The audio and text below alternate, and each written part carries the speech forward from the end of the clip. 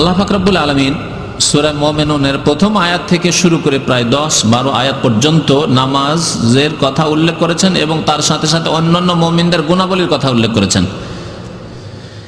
আর এসব গুণাবলী যদি কোনো মুসলিমের মধ্যে, মুমিনের মধ্যে থাকে, তাহলে সেই ব্যক্তি হচ্ছে সফল কাম, সেই ব্যক্তি হচ্ছে কামিয়াব, সেই ব্যক্তির জন্য রয়েছে মুক্তি, রেহাই।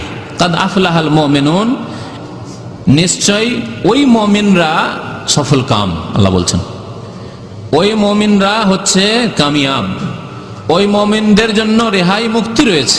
কাদ আফলাহাল মুমিনুন, ফালাহ, যেই ফালাহ শব্দ দিয়ে আজানে আহ্বান করা হয়, ডাক দেওয়া হয় মুয়াজ্জিনের পক্ষ থেকে, একামতে ডাক দেওয়া হয় একামত দানকারীর পক্ষ থেকে, হাইয়া আলাল ফালাহ, মুক্তির জন্য এসো, রেহাই পেতে চাও, যদি সফল কাম হতে চাও, কামিয়াব হতে চাও, তাহলে এসো, হাইয়া আলাল ফালাহ, হাইয়া আলাল ফালাহ। তাহলে নামাজের মধ্যে রয়েছে কি? মুক্তি।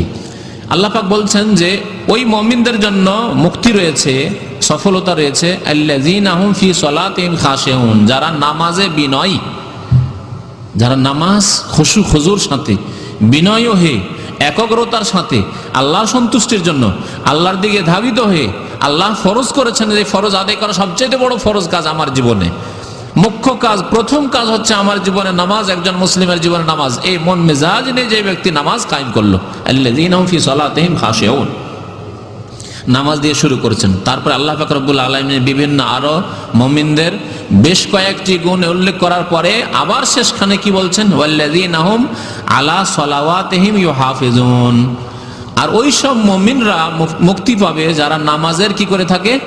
হেফাজত করে থাকে।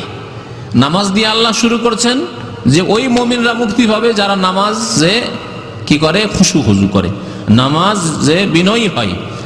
আর ওই নামাজিরাই, ওই মুমিনরাই মুক্তি পাবে যারা তাদের নামাজের হেফাজত করে, নামাজের হেফাজত করে থাকে। ওয়াল্লাযীনা হুম আলা সলাওয়াতিহিম ইউহাফিজুন।